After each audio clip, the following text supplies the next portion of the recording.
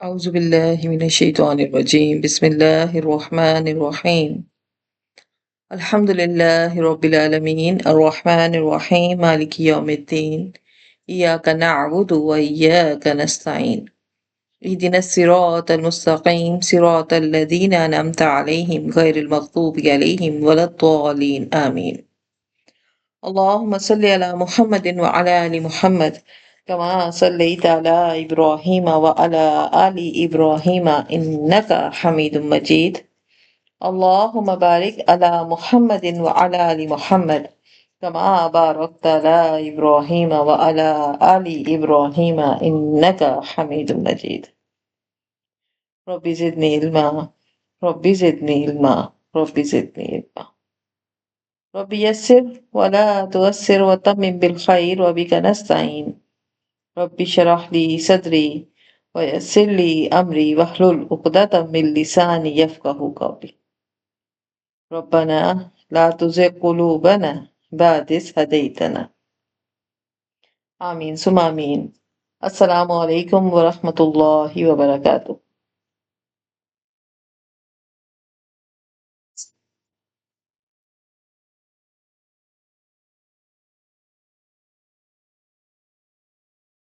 الحمد للہ اللہ رب العزت کا یہ بہت بڑا احسان ہے کہ اللہ رب العزت نے ہمیں اس قابل بنایا کہ آج ہم مل کے اللہ کے ذکر کو سمجھنے کی اور سیکھنے کی کوشش کر رہے ہیں۔ اللہ رب العزت ہمیں ہمیشہ ہدایت کے رستے پر قائم رکھے اور ہمارے لیے اس کلاس کو ہدایت کا باعث بنائے۔ آج ہمارے ساتھ اس کلاس میں نکہت خالد ہیں، آسیہ، بختاور، الماس، عائشہ، امارہ، اینی، ناز، آمنہ، سعدیہ اعجاز، علیشہ زہیب، صوبیہ، تعظیم، شبانہ، مدیحہ، مریم، سلونی، یاسمین، شازیہ۔ جو بچیاں ایڈ نہیں ہو پا رہی ایک نوٹیفیکیشن ان کو بار بار دیتی رہیں تاکہ وہ بھی ایڈ ہو جائیں، کیونکہ یہ لائیو کلاس ہے، اس کی ریکارڈنگ شیئر نہیں ہوگی۔ جو سیکھ لیا وہ سیکھ لیا۔ آج ہمارے پاس 15 شعبان المبارک کی رات ہے۔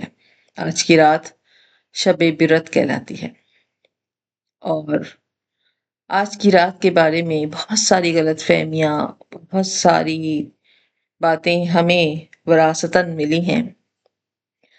ہم بچپن سے جن باتوں کو سنتے آئے ہیں، ہم شعور ہونے کے باوجود بھی وہ چیزیں ہمارے اندر پیوست ہو گئی ہیں۔ بچپن میں بھی انسان نہیں بھولتا، یہ کہاوت ہے کہ جو بچپن میں سیکھ لیا وہ بچپن میں بھی انسان کو نہیں بھولتا۔ تو جو کچھ ہمارے والدین کرتے رہے، ہم بچپن میں جو اپنے ارد گرد معاشرے میں دیکھتے رہے، وہ سب ہمارے ذہنوں میں کہیں نہ کہیں اندر پیوست ہے۔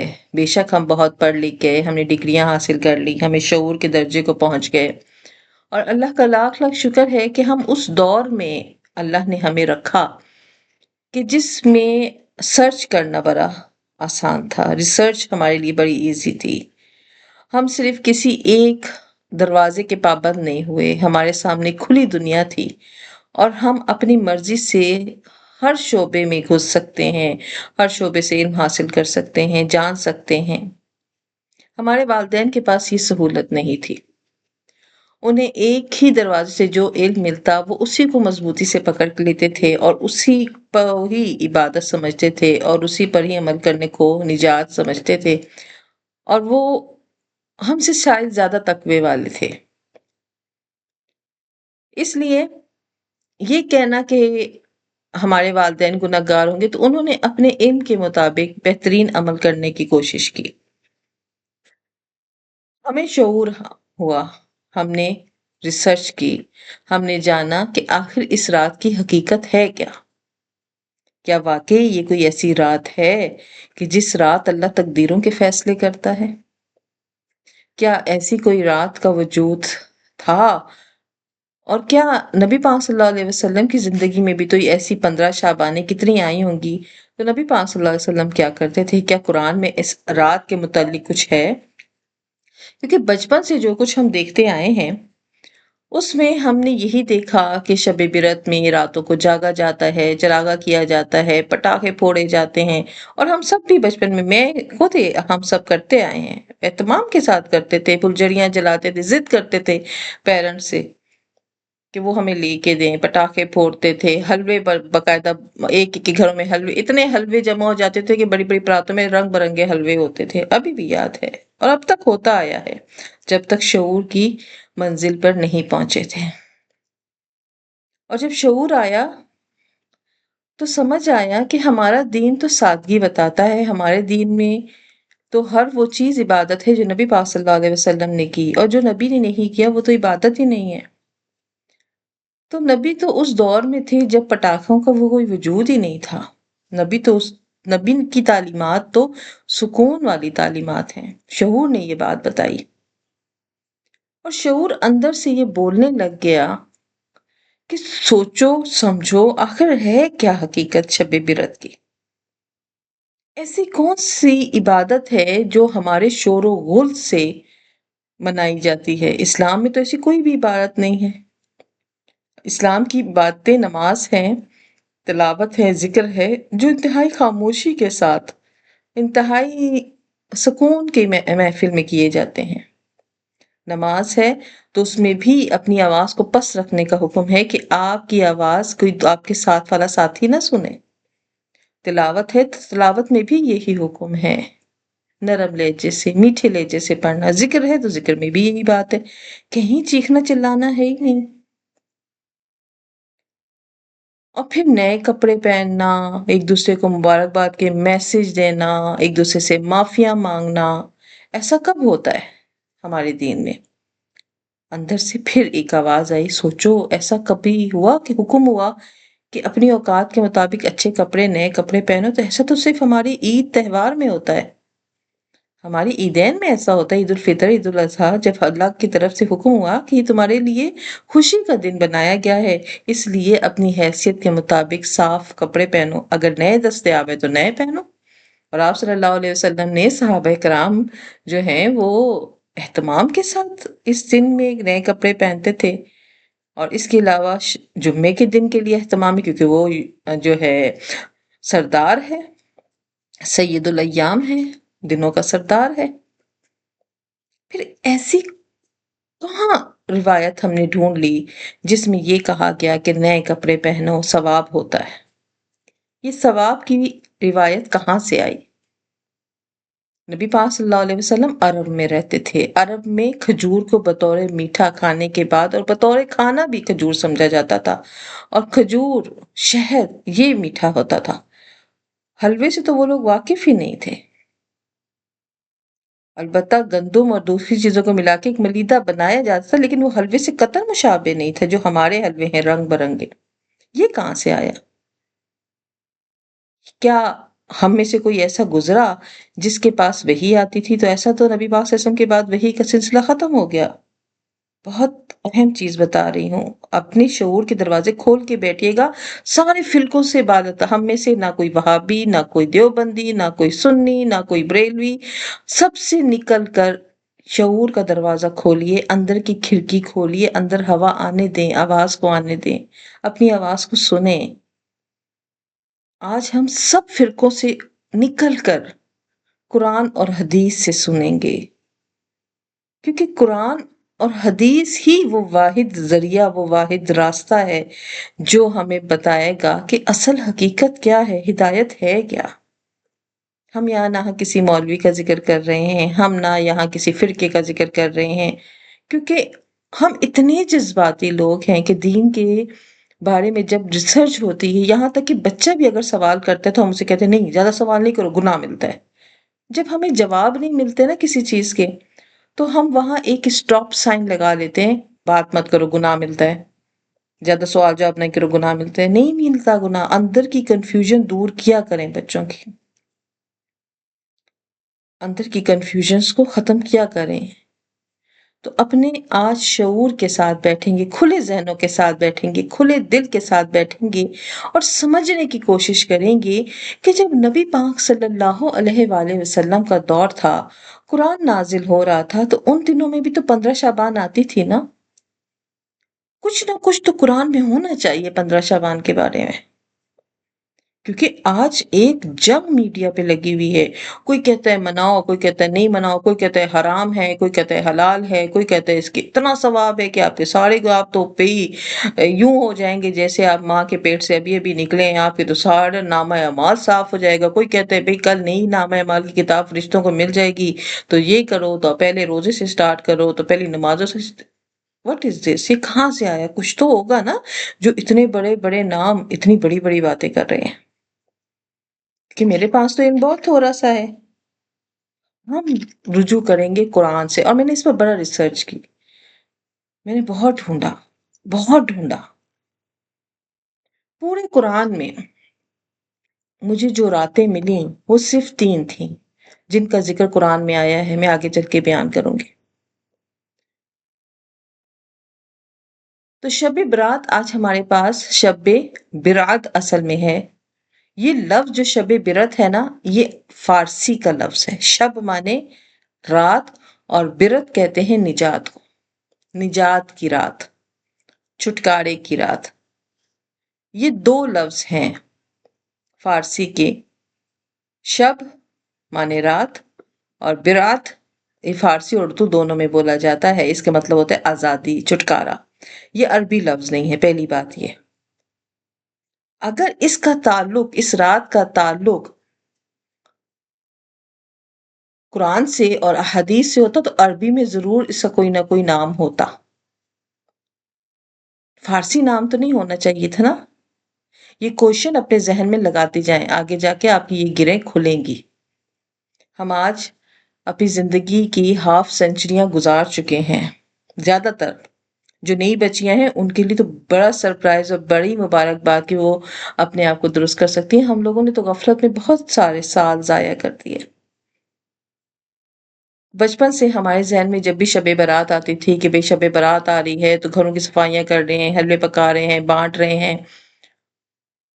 تہوار کی طرح اس کو منایا جاتا تھا. نئے کپڑے پہنتے تھے، ایک دوسرے کو مبارکباد دیتے. نئے کپڑا پہننا ثواب سمجھا جاتا تھا. پوری پوری رات چراغا کیا جاتا. عبادت ہو رہی ہے نہیں ہو رہی، مل کر سب جو ہے 4 4 5 5 کی ٹولیاں بناتے تھے. ہم لوگ قرآن پڑھ رہے ہیں، ذکر کر رہے ہیں، چراغ جلا رہے تھے، موم بتیاں جلاتے تھے، چراغا ہوتا تھا. اور پھر صبح اگلے دن ہم روزہ رکھتے تھے اور اتنے خوش ہوتے تھے کہ بھئی ہم نے تو آج جو ہے میدان مار لیا. اور اپنے آپ کو اتنا ہلکا فیل کرتے تھے، سمجھتے تھے کہ سارا کچھ جو کچھ پورے سال میں کرتے آئے ہیں وہ سب کچھ بخش دیا گیا. لیکن جب یہ سوال شعور نے اٹھانا شروع کیے تو کنفیوژنس آنا شروع ہو گئیں کہ اسلام تو ایسے تہواروں پر بھی اتنا شور و گل کی اجازت نہیں دیتا کہ پٹاخے پھوڑو. یہ کہاں سے آیا ہم میں؟ تو شروع کرتے ہیں ہم قرآن سے. شب برات جو بچیاں لکھ رہی ہیں بہت عمدہ بات ہے، لکھیں. آپ کی معلومات میں اضافہ ہوگا، آپ کے بچوں کی معلومات میں اضافہ ہوگا. کبھی کبھی بیٹھا کریں بچوں کے ساتھ، ایسی چھوٹی چھوٹی کوئز کھیلا کریں. شب برات جو ہے یہ فارسی کا لفظ ہے. شب مانے رات، اور برت کہتے ہیں چھٹکارا، گناہوں سے رہائی کو بھی برت کہا جاتا ہے. آزادی کے پروانے کو بھی برت کہا جاتا ہے.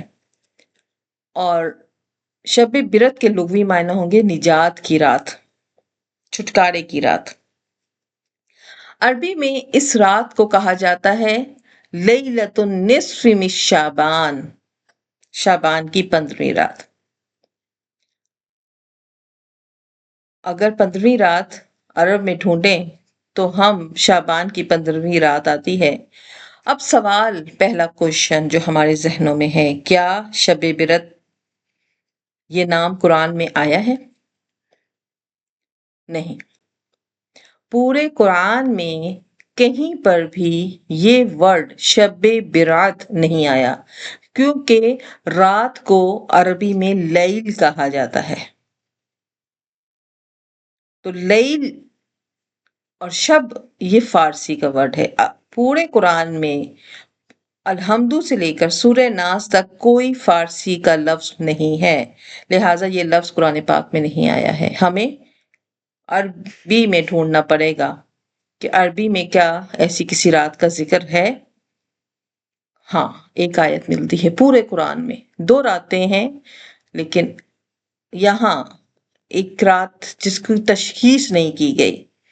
سورہ دخان کی آیت ہے کہ ہم نے اس قرآن کو بابرکت رات میں نازل کیا، اس رات ہر حکمت والے کام کا فیصلہ کیا جاتا ہے۔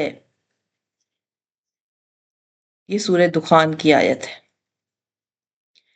ہم نے اس قرآن کو بابرکت رات میں نازل کیا، اور قرآن کا نزول ہم سب یہ بات جانتے ہیں، سورہ قدر میں آتا ہے اِنَّا أَنزَلْنَاهُ فِي لَيْلَةِ الْقَدْرِ لَيْلَةُ الْقَدْرِ خَيْرٌ مِّنَ أَلْفِ الشَّهْرِ، لیلۃ القدر میں ہوا تھا۔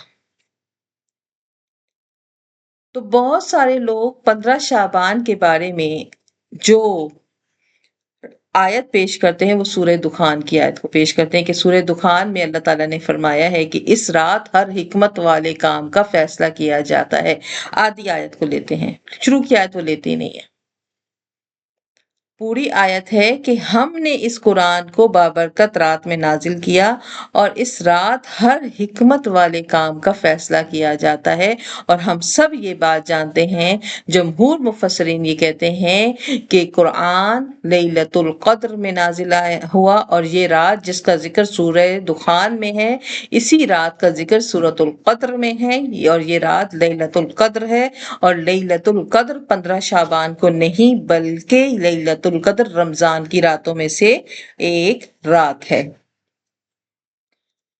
کچھ قدیم تابعین ہیں، وہ اس آیت کو شب برأت سے جوڑتے ہیں، لیکن جمہور علماء کرام کہتے ہیں کہ ان دونوں آیتوں میں سورہ دخان اور سورۃ قدر کی جو آیتیں ہیں، اس سے شب قدر مراد ہے، اور شب قدر رمضان کی رات ہے، کیونکہ اس پر بہت ساری احادیث موجود ہیں۔ لہٰذا ہمیں قرآن میں جو بات ملتی ہے وہ یہی ملتی ہے کہ جس رات قرآن نازل ہونا شروع ہوا، اس رات اللہ تعالیٰ ہر چیز کی اپنی حکمت کے مطابق فیصلہ کرتا ہے۔ ایک بجٹ ہے جو فرشتوں کو اگلے ایک پورے سال کا دیا جاتا ہے۔ ہم شروع سے یہ بات شب برأت کے بارے میں سنتے آئے ہیں کہ اس رات اللہ تعالیٰ فرشتوں کو ایک پورے سال کا بجٹ دیتے ہیں، کتنوں نے مرنا ہے، کتنوں نے جینا ہے۔ حالانکہ یہ سب چیزیں پہلے طے ہو چکی ہیں، لیکن ایک سال کا بجٹ شارٹ کر کے فرشتوں کو دیا جاتا ہے۔ ہمارے اساتذہ نے بھی ہمیں یہی بتایا،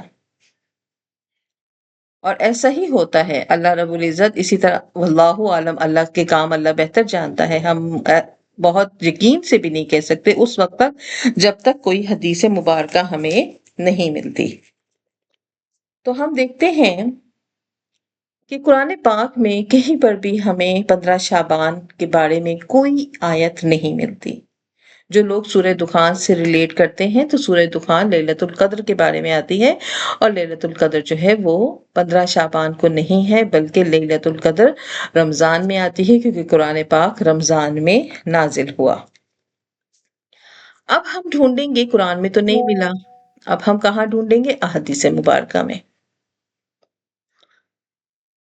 اس رات کی فضیلت کے بارے میں احادیثیں بہت زیادہ ملتی ہیں، لیکن ان میں سے کوئی ایسی حدیث نہیں ہے جو ہمیں صحیح بخاری اور صحیح مسلم کی ہو۔ ترمذی شریف میں بہت ساری احادیث ملتی ہیں، ابن ماجہ میں بہت ساری حدیثیں ملتی ہیں۔ لہٰذا مسلمانوں میں وہ فرقے جو صرف صحیح بخاری اور صحیح مسلم کی حدیثیں مانتے ہیں، وہ ان تمام باقی احادیث کو ضعیف قرار دے کر ان کو رد کر دیتے ہیں۔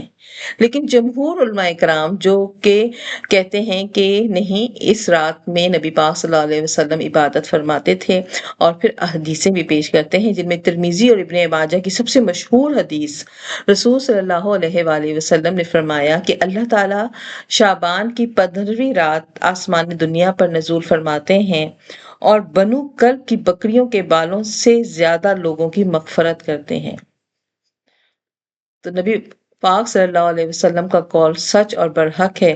15 شعبان کی رات اللہ تعالیٰ مغفرت کثرت کے ساتھ کرتے ہیں۔ 15 شعبان کی رات آپ صلی اللہ علیہ وآلہ وسلم کا معمول تھا کہ آپ ہر مہینے کی 13، 14، 15 کا روزہ رکھتے تھے، اور جب رجب اور شعبان کے مہینے شروع ہوتے تھے تو آپ کثرت کے ساتھ روزہ رکھ لیتے تھے۔ لہٰذا یہ ہماری تربیت کے لیے تھا کہ آپ صلی اللہ علیہ وآلہ وسلم کی سنت پر عمل کرتے ہوئے ہمیں بھی چاہیے کہ ہم رجب اور شعبان کے شروع ہوتے ہی اپنے قضا روزے، اپنے سارے روزے جو ہمارے اوپر واجب ہیں، وہ رکھنا شروع کر دیں۔ صرف 15 شعبان کا خاص روزہ رکھنا صرف ایک دن کو خود سے خاص کر دینے کی ممانعت. جو لوگ نفی کر رہے ہیں نا، تو صرف ایک دن کو خاص نہ کریں. آپ 14 اور 15 کا روزہ رکھیں، عبادت آپ کریں. عبادت کرنے میں کوئی انفرادی عبادت کی اجازت ہے، کیونکہ نبی پاک صلی اللہ علیہ وآلہ وسلم 15 شعبان کی عبادت کرتے تھے، لیکن انفرادی. آپ نے کبھی صحابہ کرام کو جمع نہیں کیا، آپ نے کبھی کوئی اجتماعی جماعت نہیں کروائی، آپ نے کبھی کوئی اجتماعی دعا نہیں کروائی، آپ نے اجتماعی کوئی درس نہیں دیا اس رات کو خاص کر کے. جس طرح رمضان کی راتیں خاص ہوتی تھی، تراویح ہوتی تھی، صحابہ کرام جمع ہوتے تھے، تراویح پڑھی جاتی تھی. اور جس طرح عید اور بقرہ عید پہ جماعت ہوتی تھی، لوگوں کو جمع کر کے خطبہ دیا جاتا تھا، جمعے کے دن خطبہ لوگوں کو جمع کر کے خطبہ دیا جاتا ہے، اجتماعی دعائیں کروائی جاتی تھی. لیکن 15 شعبان کی رات کو آپ نے ایسا کوئی کام نہیں کیا جو اجتماعی ہو، جمع کر کے ہو. لہٰذا عبادت کیجئے، انفرادی عبادت. اور پھر انفرادی عبادت یعنی ہر فرد اپنی اپنی عبادت کرے، مجمع نہیں کرنا. چونکہ یہ رات اب ہمارے شیڈول کے، ہماری رمضان تیاری کے درمیان آ رہی تھی، تو اسی لیے ضروری سمجھا کہ آج کا دن ہم صرف 15 شعبان پہ بات کریں، تاکہ نئی بچیاں خاص طور پر ان کے ذہن میں جتنی کنفیوژنس ہیں، جتنی الجھنیں ہیں، وہ ساری دور ہوتی جائیں. حدیث شریف میں آتا ہے اللہ تعالیٰ اس رات سب کی مغفرت فرماتے ہیں، لیکن چند لوگوں کی مغفرت نہیں ہوتی. ان میں ایک مشرک ہے، شرک کرنے والا، دوسرا کینہ رکھنے والا، تیسرا قطع رحمی کرنے والا، چوتھا زانی زنا کرنے والا، پانچواں شرابی، اور چھٹا والدین کا نافرمان. اور یہ حدیث جو ہے یہ مشکات شریف اور بہیقی میں موجود ہے، اس سے کوئی رد نہیں کرتا کہ 15 شعبان کی رات اللہ تعالیٰ کثرت کے ساتھ جب مغفرت کرتے ہیں، تو یہ جو لوگ ہیں مشرک، کینہ رکھنے والا، قطع رحمی کرنے والا، زانی، شرابی، والدین کا نافرمان، ان کو اللہ تعالیٰ محروم رکھتے ہیں. ان کی توبہ جب تک یہ توبہ نہیں کرتے، اللہ تعالیٰ ان کی مغفرت نہیں کرتے. اس کے علاوہ اللہ تعالیٰ سب کو معاف کر دیتے ہیں جو اس رات عبادت کر کے اللہ سے معافی مانگتا ہے. یہ رات استغفار کی ہے. اب سوال یہ پیدا ہوتا ہے، چلیں حدیث سے معلوم ہو گیا کہ اس رات کی فضیلت ہے. آپ صلی اللہ علیہ وسلم 15 شعبان کو عبادت کرتے تھے، لیکن انفرادی عبادت کرتے تھے، صحابہ کرام کو کبھی جمع کر کے نہیں کیا. یہی وجہ ہے کہ عبادت کا کیا طرز تھا، کیسی عبادت کرتے تھے، کس طرح عبادت کرتے تھے. کوئی اگر صحابیوں کو جمع کر کے کی ہوتی تو کوئی نہ کوئی روایت ہمیں مل جاتی صحابیوں کے منہ سے، جس سے ہمیں پتہ ہے تراویح ایسے پڑھتے تھے، اس طرح پڑھتے تھے، ہمیں طریقے پتہ چل گئے. لیکن 15 شعبان میں ایسے چونکہ اجتماعی عبادت نہیں تھی، اس لیے یہ خاموش عبادت تھی، اللہ اور اس کے رسول کے درمیان تھی. اس لیے ہمیں بھی اپنی عبادت اپنے اور اللہ کے درمیان رکھ کر اللہ کو راضی کرنا ہے. اب راضی کسی کو جب بندہ راضی کرتا ہے، آپ سے اگر کوئی ناراض ہو تو آپ اس کو راضی کرنے پہ آئیں تو آپ کیا کرتے ہیں؟ آپ سے جو بن پڑتا ہے، آپ سے جو بن پڑتا ہے نا، اسے خوش کرتے ہیں، اسے ہدیہ دیتے ہیں، اسے گلے لگاتے ہیں، اس کو جو ہے راضی کرنے میں ہر طرح کا کام کرتے ہیں جس سے وہ خوش ہو جائے. تو اس رات انفرادی عبادات کے بارے میں جب پوچھا گیا کہ ہم کیا انفرادی عبادت کریں، تو ہر وہ کام کریں گے جس سے ہمارا رب راضی ہو جاتا ہے، رب خوش ہوتا ہے. ہمارا رب کس چیز سے سب سے زیادہ خوش ہوتا ہے؟ کون بتائے گا؟ جلدی سے بتائیے. ہمارا رب سب سے زیادہ خوش کس چیز سے ہوتا ہے؟ اس کی بندگی کی جائے، اس کے ساتھ کسی پر یہ تو حق ہے نا رب کا، رب کے ساتھ شرک نہ کیا جائے. اللہ اپنے بندے کی توبہ سے سب سے زیادہ خوش ہوتا ہے. بندہ جب اپنے رب کے سامنے اپنی ساری تکبر، سارا غرور اتار کے سجدے میں گرتا ہے، تو وہ اپنے پورے وجود کو اللہ کے دربار کے دروازے پر گرا دیتا ہے اور اپنے آپ کو اس عظیم رب کے سامنے جھکا دیتا ہے، اور یہ مان لیتا ہے کہ یا اللہ، میں دنیا میں جتنا طاقتور ہوں، میں دنیا میں جتنا مضبوط ہوں، میں دنیا میں جتنا واہ واہ والا بندہ ہوں، لیکن تیرے در پہ پڑا ہوں، تجھ سے معافی مانگ رہا ہوں. تو رب اپنے بندے کے آنکھوں سے گرا ہوئے اس آنسو سے جتنا راضی، جتنی جلدی راضی ہوتا ہے، شاید ہی دنیا کے کسی اور عمل سے راضی. اللہ کو توبہ کا عمل بڑا پسند ہے. یہی وجہ ہے کہ بندہ بار بار گناہ کرتا ہے. توبہ تبھی کی جاتی ہے نا کہ ہم بار بار گناہ کریں، بار بار مسٹیکس کریں. تو رب کو اپنے بندوں میں سب سے زیادہ محبوب عمل توبہ ہے. آج کی رات بیٹھنا ہے، 2 رکعت نفل پڑھیے، 2 رکعت نفل پڑھ کے بیٹھیے، سوچئے یا اللہ مجھ سے یہ گناہ بھی ہو گیا، یا اللہ پورا سال میں بے پردہ گھومتی رہی، یا اللہ پورا سال میں جھوٹ بولتی رہی، یا اللہ دوسروں کو دھوکہ دیتی رہی، نافرمانی کرتی رہی، بڑوں کے آگے چیخ کے جواب دیتی رہی، بچوں کا حق نہیں ادا کیا، شوہر کا حق نہیں ادا کیا، خیانت کرتی رہی، چوری کرتی رہی، اپنی ایسی ضرورتوں کے لیے چوری کی جو ختم ہو جانے والی تھی، کبھی کپڑوں کے لیے، کبھی جوتوں کے لیے، کبھی اس کے لیے، کبھی کھانے کے لیے پیسے چھپاتی رہی. یا اللہ تو دیکھ رہا تھا نا. آج اللہ کے سامنے اقرار کرنا ہے اپنے گناہوں کا. کبھی بھی جب توبہ کی جاتی ہے تو جب تک بچہ ہم سے سوری کرنے کے لیے آتا ہے نا، ہم بچے سے کیا کہتے ہیں؟ آپ کو پتا ہے آپ نے کیا گناہ کیا؟ بچہ کہتا ہے یس مجھ سے یہ مسٹیک ہوئی. تو ہمارا سیکنڈ سوال کیا ہوتا ہے؟ آپ مانتے ہیں کہ آپ سے مسٹیک ہے، یہ غلط بات ہے؟ بچہ کہتا ہے یس میں مانتا ہوں. بچہ دوبارہ وہ مسٹیک کبھی نہیں کرتا. بالکل ایسے ہی جب بندہ اپنی مسٹیکس اللہ کے سامنے ذکر کرتا ہے نا تو دوبارہ وہ کبھی نہیں کرتا، کیونکہ اسے پتا ہے، اس نے ریئلائز کرتا ہے، پھر اللہ سے پکا پرامس کرتا ہے اللہ جی اس دفعہ معاف کر دے، آئندہ نہیں کروں گا، اس دفعہ معافی دے دے. آج کی رات میں عہد کرتی ہوں میں اب پردہ باہر جاؤں گی. کیا ہوا کہ اگر انہوں نے مجھے 10 دفعہ دیکھا ہوئے آج پردے میں دیکھ لیں. آج کی رات اللہ سے عہد کرنے میں زبان کے کوئی گناہ تو توبہ. آج کی رات کی جو سب سے بڑی عبادت ہے وہ توبہ ہے. اس سے اللہ بڑا جلدی راضی ہوتا ہے. پھر ہم نے وہ کام کرنا ہے جو اللہ نے ہمیں سب ہمارے لیے پسند کیا ہے. تو اللہ نے ہمارے لیے جسمانی عبادات میں سب سے پہلی عبادت کیا پسند کی ہے؟ نماز. نماز پڑھنی ہے. پاک صاف ہو کر غسل کیجئے، غسل کر کے پاک صاف کپڑے پہنیے اپنے رب کے سامنے. جب انسان اپنی معافی لینے بادشاہ کے پاس جاتا ہے نا تو بادشاہ کے دربار کے مطابق اپنا حلیہ رکھتا ہے. سر جھاڑ منہ پھاڑ نہیں جاتا. اپنا حلیہ درست کرنا ہے، اس رب کے سامنے جھکنا ہے، معافی مانگنی ہے. نفل نماز پڑھیے آج کی رات اپنے لیے. 2 رکعت نفل پڑھیے، اپنی صحت کے لیے مانگیے. 2 رکعت نفل پڑھیے اپنے بچوں کے. جتنی آپ کی کوئی بندش نہیں ہے.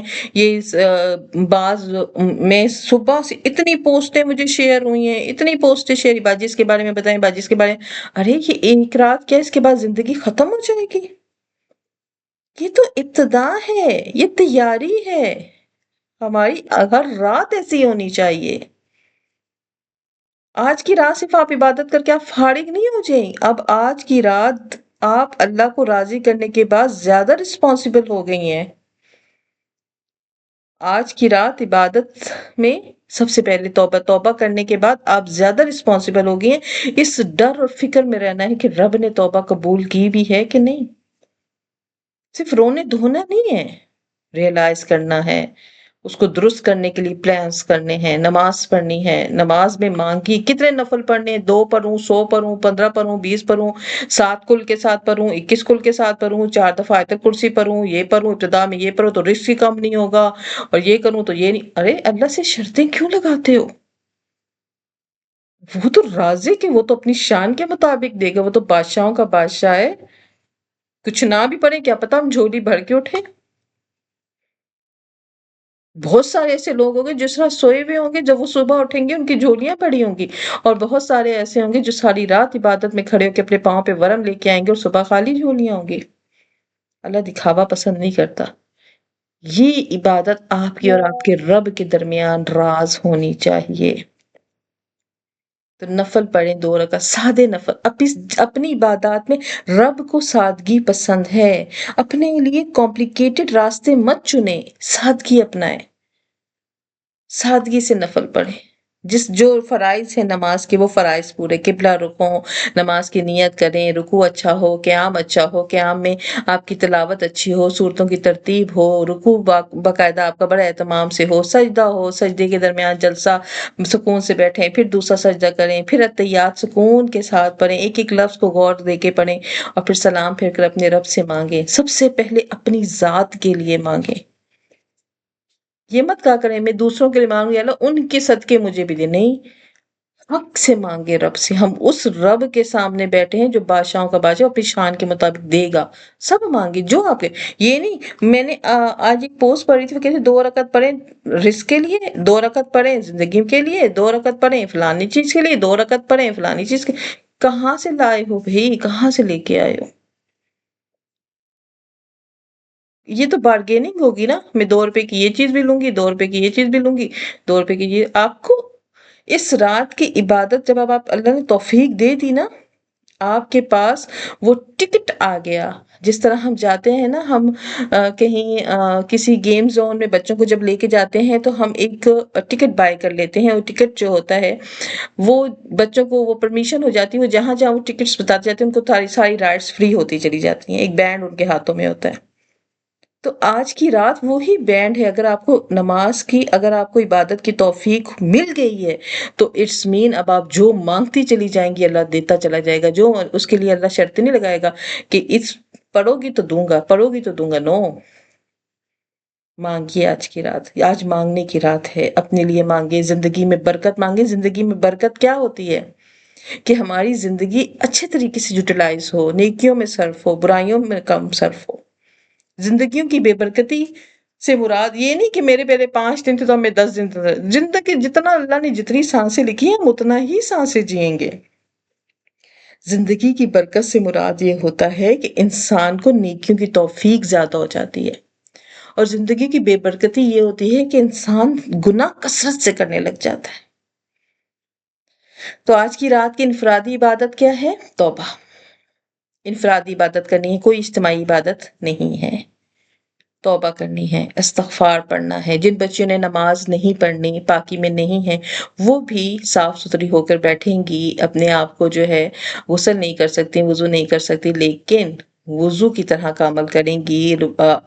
قبلہ رخ ہو کر بیٹھیں گی. اپنے گناہوں پر توبہ کے لیے جو ہے یہ نہیں شرط کہ جو جنہیں پیریڈ سے وہ اب پوری پوری رات سوتی رہیں، بیٹھ کے ویڈیوز دیکھتی رہیں، ریلیں دیکھتی رہیں. نہیں، توبہ کیجیے. توبہ کر سکتی ہیں، آپ سجدہ کر سکتی ہیں. نماز کا سجدہ نہیں، سجدے میں جا کے رب کو راضی تو کر سکتی ہیں. آپ ذکر کر سکتی ہیں، آپ پہلے کلمے کا ورد کر سکتی ہیں، آپ تیسرے کلمے کا ورد کر سکتی ہیں، درود پاک کثرت کے ساتھ پڑھ سکتی ہیں، دعائیں پڑھ سکتی ہیں، اپنے لیے دعا مانگ سکتی ہیں اس رات کو، کیونکہ یہ رات مانگنے کی رات ہے. 2 نفل پڑھ رہی ہے نا، اس کے بعد گھنٹہ مانگی، اللہ سے مانگے مانگے مانگے مانگے مانگے مانگے یہاں تک کہ وہ دے دے. ایک بچہ جب ضد کرتا نا مجھے دو مجھے دو مجھے، آخر ماں مجبور ہو کے دیتی نا، چلو بھی دو بھائی، یہ تو نہیں چپ ہو. رب سے مانگتے رہے مانگتے رہے مانگتے رہے، تھکے نہ مانگتے ہوئے. ہم بچوں کے تم تھکتے بھی نہیں، تمہارا منہ نہیں تھکتا مانگتے مانگتے. بالکل ویسے اسی بچے کی طرح ہم نے رب سے مانگنا ہے. شرطیں رب کے ساتھ نہ لگایا کریں. یا اللہ تو دے گا تو میں یہ کروں گی، تو دے گا تو میں یہ کروں گی. ہاں، شکرانے کے طور پر ہم کر سکتے ہیں. ہم نوافل مانگیں، ہم قرآن پڑھنا مانگیں، تو دعا کرنی ہے، توبہ کرنا ہے، استغفار کرنی ہے. جو بچیاں نماز پڑھ سکتی ہیں وہ نماز پڑھیں گی، نوافل پڑھیں گی، دعا کریں گی، ذکر کریں گی. اور جتنا ممکن ہو سکے قرآن پاک کی تلاوت کریں گی. اگر ممکن ہے تو صلاۃ تسبیح ضرور پڑھیے گا. اگر آپ زیادہ نہیں پڑھ سکتی تو ایک صلاۃ تسبیح ضرور پڑھیے گا. صلاۃ تسبیح پڑھنے کا یہ فائدہ ہے، احادیث مبارکہ میں آتا ہے کہ انسان کے گناہ اس طرح سے جھڑتے ہیں، جس طرح جتنا سمندر کے اوپر جھاگ ہے نا، اتنی مقدار میں بھی اگر انسان کے اوپر گناہ ہیں تو وہ صلاۃ تسبیح کے ساتھ ختم ہوتے ہیں. تو کوشش کرنی ہے صلاۃ تسبیح پڑھیے. لیکن پھر یہی بات کہوں گی کہ چرچا نہیں، انفرادی خاموش عبادت کا حکم ہے. اجتماعی عبادات نہ قرآن سے ثابت ہے نہ حدیث سے ثابت ہے کہ ہم کہیں ہم سب آئیں، اب سب مل کے جو ہیں عبادت کرتے ہیں، یا ہم سب مل کے جو ہیں وہ میں پڑھ رہی ہوں تو آپ سب سنیں. نہیں. ہاں، کوئی مشکل ہوتی ہے تو اجتماعی طور پر مبین پڑھنے سے وہ مشکل ختم ہوتی ہے. یہ میرا آزمایا ہوا ہے. میں نے جب یاسین مبین، مجھے جو بھی مشکل آئی، یاسین مبین نے مجھے مشکل سے نکالا ہے. تو مخصوص کوئی نماز نہیں ہے اس رات. یہ بات کلیئر ہو گئی. اجتماعی عبادت نہیں ہے، مخصوص کوئی اجتماعی نماز نہیں ہے، اسی طرح باقاعدہ شب بیداری نہیں ہے، تھوڑا سوئیں تھوڑا اٹھیں، تھوڑا سوئیں تھوڑا اٹھیں، جتنی ہمت ہے۔ عبادت وہی بہترین ہوتی ہے جو پوری ہوش میں کی جائے۔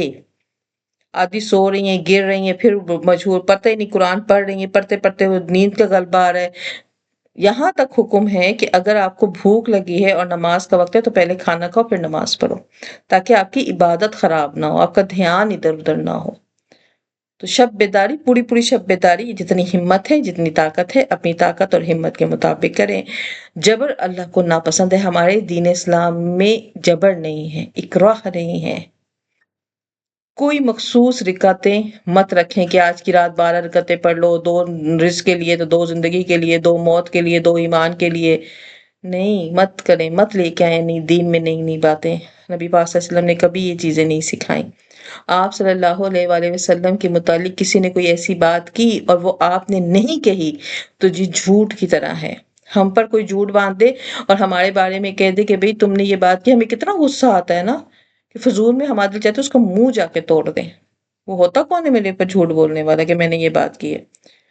تو پھر ہم کیسے برداشت کر لیں کہ ہمارا نبی پھر اس دن قیامت کے دن ہمیں معاف کر دے گا؟ تیسری چیز جو ہماری امت میں بہت زیادہ، خاص طور پر یہ جو ایشیائی ممالک ہیں، قبرستان جانا، زیارت القبور، یہ ٹاپک بڑا ہوتا ہے۔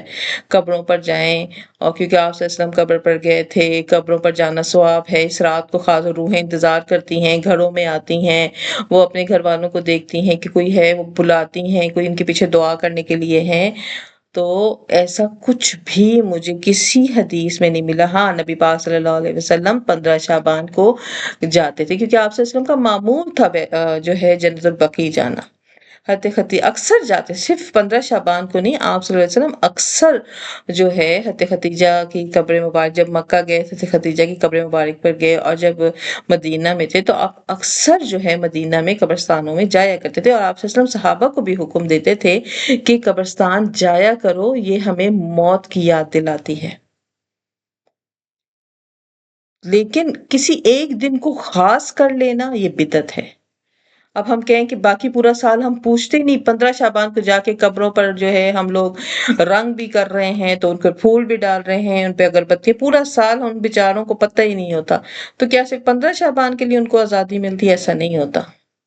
ایک روایت میں آتا ہے، ایک ولی فرماتے ہیں کہ مجھے اس بات میں ہمیشہ شک رہتا تھا کہ میں نے جب سے سنا تھا کہ ہر جمعرات کو روحیں جو ہیں وہ نکلتی ہیں، تو میں کہتا تھا کہ اللہ تعالیٰ نے دن تو کبھی بھی مخصوص نہیں کیے۔ تو پھر اللہ تعالیٰ نے خواب کے ذریعے انہیں بتایا کہ اللہ رب العزت باقاعدہ روحوں کو اجازت دیتے ہیں کہ وہ اس دنیا میں اپنے گھر والوں سے جا کر ملاقات کر کے آئیں، اور یہ ملاقات کی کیفیت جو ہوتی ہے بعض دفعہ خواب کی صورت میں ہوتی ہے، بعض دفعہ حقیقتاً ان روحوں کو اللہ کی پرمیشن ہوتی ہے اور وہ جہاں چاہتی ہیں جتنا چاہتی ہیں گھوم پھر سکتی ہیں، لیکن اللہ کے حکم سے۔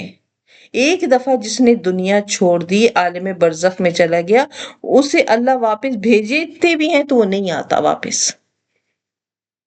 عالم برزخ اس دنیا سے بہت درجہ بہتر جگہ ہے نیک لوگوں کے لیے۔ تو آیا روحیں آتی ہیں یا نہیں آتی ہیں، یا آیا جو ہے ان روحوں کو قبروں پر آتی ہیں، وہ انتظار کرتی ہیں، وہ نہیں کرتی ہیں، واللہ عالم۔ اس بارے میں میں کچھ نہیں کہوں گی، یہ اللہ کے رازوں میں سے ایک راز ہے، اور اللہ نے یہ راز کسی کو نہیں بتایا کہ وہ روحوں کو کب اور کس دن پرمیشن دیتے ہیں۔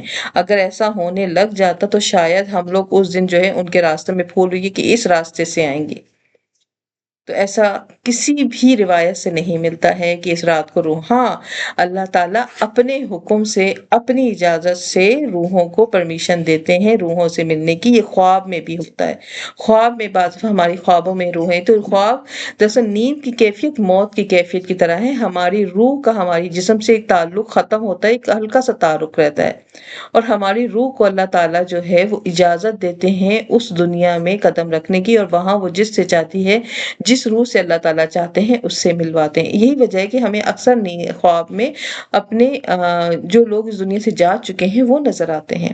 یہ روحوں کا ملاپ اللہ کے حکم سے ہوتا ہے، اس کے لیے اللہ نے نہ کوئی وقت مقرر کیا ہوا ہے اور نہ ہی کوئی خاص دن مقرر کیا ہوا ہے۔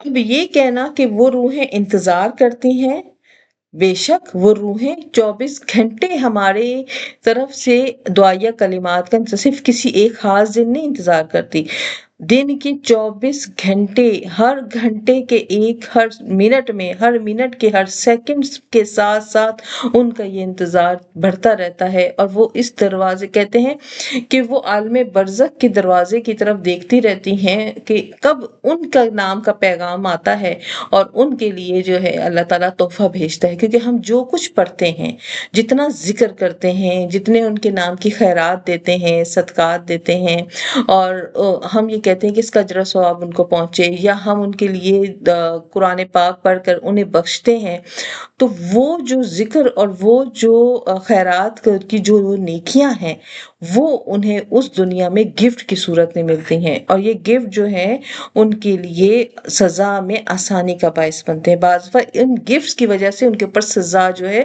مؤخر کر دی جاتی ہے، انہیں راحت کے لیے بٹھا دیا جاتا ہے، بالکل ایسے جیسے کوئی ہاسپٹل میں مریض ہو تو اسے تھوڑی دیر کے لیے ریسٹ روم میں لا کے بٹھا دیا جاتا ہے کہ آپ یہاں ریلیکس ہو کے بیٹھیں، اسی طرح تو اپنے مرنے والوں کے پیچھے ضرور پڑھا کریں، کم از کم 3 دفعہ سورہ اخلاص ضرور پڑھا کریں، درود شریف پڑھ کے بخش دیا کریں، سورہ اخلاص پڑھ کے بخش دیا کریں، سورہ فاتحہ پڑھ کے بخش دیا کریں، خود پڑھیں۔ اجتماعی طور پر آپ جو یہ قرآن خوانیاں وغیرہ ہم کرواتے ہیں، اس میں کیا ہوتا ہے، کوئی باتیں کر رہی ہے، کوئی وضو بے وضو ہاتھ لگا رہی ہے۔ ہمارے اکثر جو ہے محلے میں قرآن خوانیوں کا بڑا رواج ہے، اکثر بلایا جاتا ہے، جانا پڑتا ہے، محلے داری ہے، آپ کسی سے کنارہ کر کے نہیں بیٹھتے ہیں، اور پھر دیکھا جاتا ہے انتہائی باریک اور گینزا کے دوپٹے ہیں جس میں بال بھی چھڑک رہے ہیں، انتہائی میک اپ میں، اور بڑے بڑے نیلز لگے ہوئے، نیل پالش لگی ہوئی، اور سپارہ پڑھ کے بیچ میں ہنس رہی ہیں بچیاں، تالیاں ایک دوسرے سے مار رہی ہیں، کوئی قرآن کا ادب نہیں، لیکن پھر آخر میں دعا کے لیے کسی بڑے مولانا کو بلایا جاتا ہے، اور پھر سب یوں سمجھتے ہیں کہ شاید ہماری بخشش ہو گئی۔ تو وہ قرآن جو ہم برکت کے لیے پڑھا رہے ہوتے ہیں، وہی قرآن بد دعا دے رہا ہوتا ہے کہ یا اللہ ان کا ستیہ ناس ہو کہ انہوں نے اتنی بے ادبی۔ اور ہمارے محفلوں میں خاص طور پر جب بھی میلاد شریف ہوتا ہے، جب بھی درس ہوتے ہیں، تو سب سے زیادہ ہم کسی چیز کے ساتھ بے حرمتی کرتے ہیں تو وہ قرآن ہوتا ہے۔ اور اگر ان سے کہا جائے بھئی آپ نے وضو نہیں ہے، آپ کے جو ہیں آپ کا وضو ہے، یا آپ دوپٹہ، کیونکہ عورت کے لیے سر کے بال اس کے نظر آ گئے تو اس کے وہاں سے فرشتے ہٹ جاتے، ایٹ لیسٹ آپ جب قرآن پڑھ رہی ہیں اس وقت تو آپ سر کے اوپر ایک اسکارف لے سکتی ہیں نا۔ یہ ہمارے یہ فرائض میں سے، جیسا نماز فرض ہے نا، روزہ فرض ہے، زکوٰۃ، اس طرح ہمارے لیے عورتوں کے لیے جسم کا ڈھانپنا فرض ہے، ہمارے بالوں کا ڈھانپنا فرض ہے، ہمارے ہاتھوں تک ہمارے کونیوں کا ڈھانپنا فرض ہے۔ ہم نہیں یہ فرض ادا کریں گے کبھی رحمت میں نہیں آ سکتے۔ آج بچیاں اتنی پریشان ہیں، آج بچیاں اینزائٹی ڈپریشن کی چھوٹی چھوٹی عمر میں پیشنٹ سے، کیوں؟ کیونکہ قرآنی تعلیمات ہم نے انہیں نہیں پہنچائی نا، ہم نے انہیں ماڈرنزم میں لے کے چلتے رہے۔ تو اپنے بزرگوں کے پیچھے پڑھنا ہے، خود پڑھنا ہے، ایک دفعہ لمدو پڑھ لیں، مت مجمع، وہی جو آپ مجمع کو بٹھا کے کھلائیں گے، خود کھانا بنائیں، جا کے مساکین کو جا کے خود تقسیم کر کے آئیں، راستے میں فقیروں کو دے دیں، راستے میں کسی ریڑھی والے کو دے دیں، اپنے ہاتھوں سے، اگر آپ کو اتنی محبت ہے 7 بندوں کا دے دیں، 5 بندوں کا دے دیں، کوئی بھی ایک دن رکھ لیں جس دن آپ کی چھٹی ہو، آپ کہیں کہ آج میں فارغ ہوں، آج میں اپنے والد صاحب کے نام کے جو ہے میں اپنے اللہ کی نیاز دلواتی ہوں، اس کا جو ثواب جو ہے والد صاحب کو دیتی ہوں۔ کسی مریض کو میڈیسن لیتے جب والد صاحب یا والدہ یاد آئیں تو کسی کو میڈیسن لے کے دے دے کہ میرے والد صاحب ہوتے تو شاید آج میں ان کی میڈیسن لے رہی ہوتی۔ تو قبروں میں جانا، قبرستان میں جانا سنت سے ثابت ہے، آپ صلی اللہ علیہ وسلم نے حکم بھی دیا ہے، لیکن 15 شعبان کو خاص کر لینا اور وہاں جا کر جو ہے قبروں پر پھول نچھاور کرنا، اگربتی، یہ سنت سے ثابت نہیں ہے۔ قبروں کو صاف رکھنے کا، قبرستان کو صاف رکھنے کا حکم ہے، قبرستان جانا کا حکم ہے، لیکن ایک دن خاص کر لینا بدعت ہے۔ اگلی بات آ جاتی ہے حلوے اور آتش بازی اور چراغاں کرنے کی، تو کسی حدیث سے ثابت نہیں، قرآن سے تو ہم نے پہلے ہی پڑھ لیا، ایسا کچھ ثابت ہی نہیں، کسی صحابی سے ثابت نہیں، کسی تابعی سے ثابت نہیں، کسی تابعین سے ثابت نہیں، تبع تابعین سے ثابت نہیں، کسی ولی سے ثابت نہیں کہ حلوے ہوتے تھے یا آتش بازی ہوتے تھے۔ تو پھر یہ سوال یہ پیدا ہوتا ہے، پھر یہ آخر شب برات کب منائی جانے لگی؟ جب ہم دیکھتے ہیں شروع میں تو یہ تھی ہی نہیں، تو صحابہ کے دور میں تو اس نام کا کوئی جشن نہیں تھا، یہ بات طے ہے، نہ چراغا ہوتا تھا، نہ حلوے پکتے تھے، اور نہ ہی یہ تہوار کی طرح منائے۔ تہوار میں اور عبادت میں فرق ہوتا ہے، تہوار خوشی کے لیے منایا جاتا ہے اور عبادت ہم اپنے توبہ اور استغفار کے لیے کرتے ہیں۔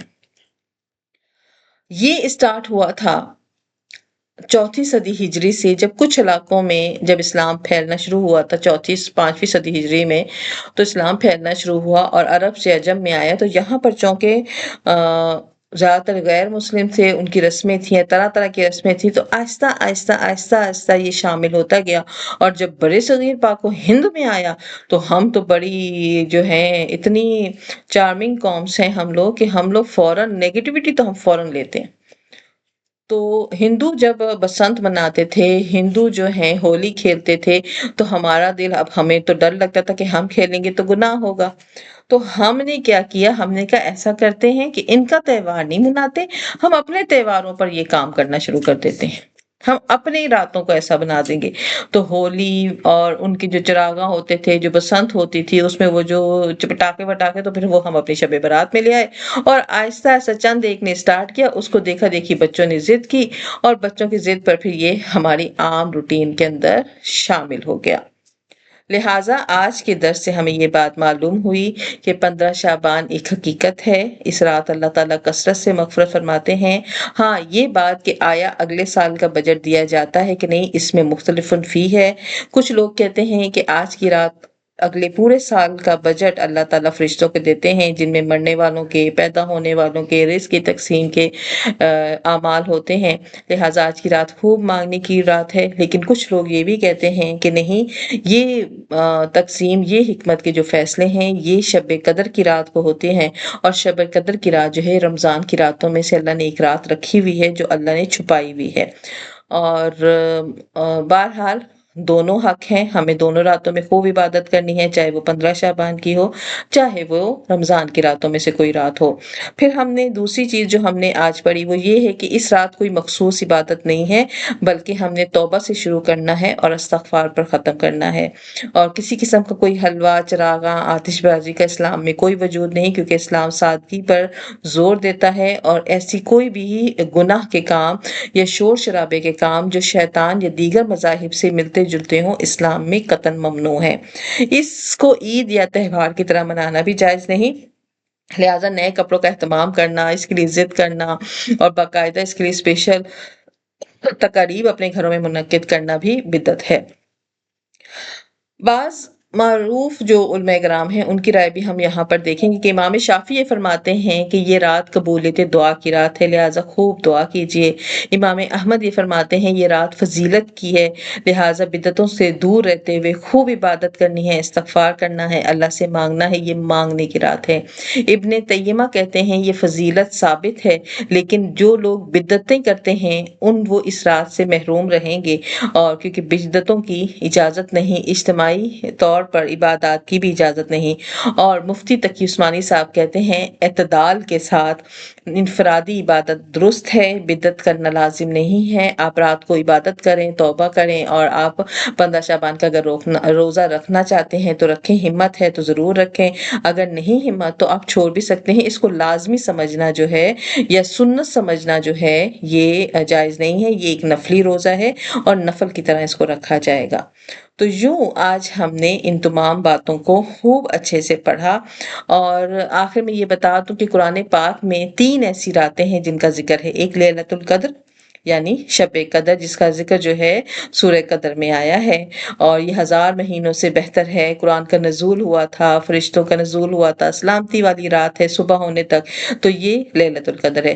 دوسری لیلۃ المبارکہ، برکت والی رات، یہ سورہ دخان کی آیت ہے، اور سورہ دخان میں جس لیلۃ المبارکہ کے بارے میں، اس میں مفسرین کہتے ہیں یہ لیلۃ المبارکہ جو ہے، یہ بعض مفسرین کہتے ہیں کہ یہ 15 شعبان کی رات ہے، بعض کہتے ہیں نہیں یہ لیلۃ القدر قدر ہے. بہرحال جو بھی رات ہے ہمارا کام ہے صرف ہم نے عبادت کرنی ہے اور اللہ سے معافی مانگنی ہے، چاہے آج کی رات ہو یا کل، کیونکہ اللہ کے ہاں شرطیں نہیں ہوتی. اللہ کے پاس جب بھی رود ہو کے جائیں گے نا، جھک کے جائیں گے، وہ معاف کر دے گا. ہاں، کبھی کبھی ایسا ہوتا ہے کہ بونس مل جاتا ہے، تو یہ راتیں ایسی ہوتی جس راتوں میں ہمیں بونس ملتے ہیں. اور جمہور مفسرین بھی یہی کہتے ہیں کہ لیلۃ القدر جو ہے وہ رمضان کی راتوں میں سے ایک رات ہے. اور تیسری رات جس کا قرآن میں ذکر ہے جو عبادت کے لیے اللہ نے کہ وہ سورہ سجدہ میں ہے، کہ رات کو اپنے پہلو جو ہے بستروں سے جدا رہیں، وہ اپنے رب کو خوف اور امید کے ساتھ پکارتے ہیں. تو اللہ تعالیٰ نے ان 3 دفعہ راتوں کا ذکر کیا ہے، سورہ قدر میں، سورہ دخان میں اور سورہ سجدہ میں. اس کے علاوہ اور کسی رات کا ذکر نہیں ہے. اور احادیث مبارکہ سے ہم نے یہ ثابت کر لیا کہ یہ رات فضیلت والی ہے، لیکن انفرادی طور پر اس پر کسی بھی قسم کی بدعت کرنا جائز نہیں ہے. حدیث مبارکہ میں اس کے علاوہ بھی چند راتیں آتی ہیں جن کو بڑا فضیلت، ان میں جمعے کی رات اس کی بڑی فضیلت ہے. جمعے کے دن اور جمعے کی رات کو حدیث شریف میں آتا ہے کہ یہ رات جو ہے دعاؤں کی قبولیت کی ہوتی ہے، لہٰذا جمعے کے دن درود کثرت سے بھیجنا. اور شعبان کی 15 رات کی فضیلت آئی ہے حدیث مبارکہ میں. رمضان کی راتوں کے خصوصاً آخری شے کی راتوں کی بہت زیادہ فضیلت آئی ہے. عیدین کی راتوں کی فضیلت آئی ہے. تو یوں جو ہے آج کا ٹاپک جو ہے ہمارا کمپلیٹ ہو گیا. آپ میں سے کسی نے کوئی سوال کرنا ہے تو کر سکتی ہیں.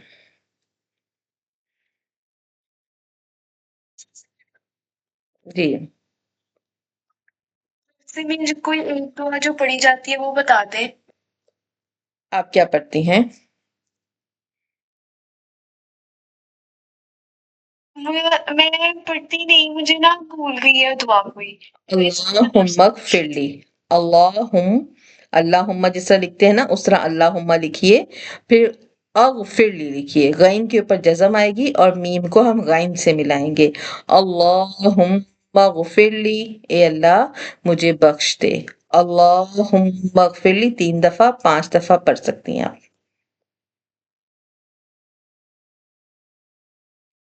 جی، میم آپ نے مرحومین بخشنے کا طریقہ کس طرح بخشیں گے، اس میں حضرت محمد صلی اللہ علیہ وسلم کو بھی بھیجیں گے، وہ کیا طریقہ ہے ان کو بھیجنے کا، اور اہل بیت ازواج مطہرات جو ہیں ان کو کیا طریقہ ہے، اور آپ جو ہیں تابعین اور صالحین ان کو کس طرح ہم بھیجیں، پورا پروسیجر بتا دیں. دیکھیں جنہوں نے نبی پاک صلی اللہ علیہ وآلہ وسلم کو اپنی زندگی میں دیکھا وہ صحابہ کرام اور صحابیات ہیں، اور ایمان کی حالت میں ان کا انتقال ہوا وہ صحابہ کرام اور صحابیات ہیں.